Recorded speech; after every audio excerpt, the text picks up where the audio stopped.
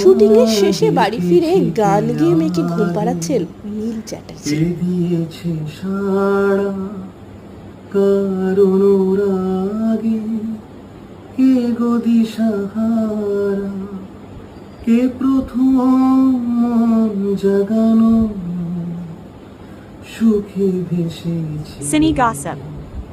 তুমি না আমি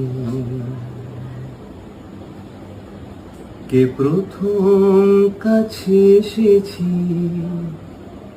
কে প্রথম চেয়ে দেখেছি কিছুতে পাই না ভেবে কে প্রথম ভালোবেসেছি তুমি না আমি